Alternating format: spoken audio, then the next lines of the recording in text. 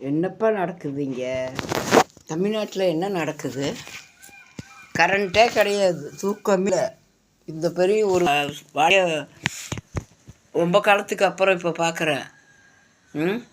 அம்மா கஷ்டப்பட்டு புரட்சி தலைவி அம்மா தீர்ந்து போன மின்சாரத்தை உற்பத்தி செஞ்சு மிகைமானமாக வெளி மாநிலத்துக்கு மின்சாரம் கொடுத்து மறுபடி திமுக ஆட்சி மின்சாரம் படுபாதக குழியில் போய் அதனால் ஆட்சி கலைஞ்சி அதுக்கு அப்புறம் பார்த்திங்கன்னாக்கா அவங்க இந்த கரண்ட்டை கொஞ்சம் பார்த்து கையாண்டு கொஞ்ச நாள் இருந்து ஒழுங்காக போயிட்டு இருந்துருக்கு. குழந்த மருத்துவமனை, விவசாயம், தொழில், சாதாரண இயல்பு வாழ்க்கை, குடும்பம், தூக்கம், குழந்த குட்டிங்க இத்தனையும் இந்த மின்சாரத்தில் பாதிக்கிறாங்க.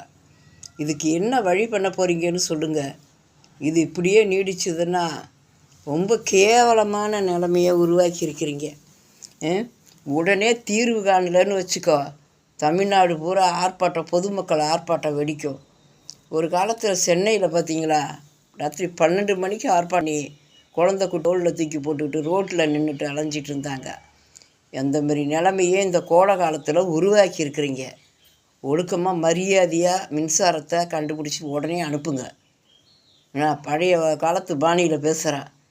ஒரு நொடி கூட தள்ள முடியல காலம். மனுஷாளுக்கு இடையூறு கொடுக்கக்கூடிய செயலை எதுக்காக செய்கிறீங்க? என்ன காரணம்? கரண்ட் இல்லை, நல்லா தானே இருந்துகிட்டு இருந்துச்சு. ஏன் உற்பத்தி எங்கே கோட்டை விட்டீங்க? மின்சாரத்துக்கு உடனே பதில் சொல்லி ஆகணும்.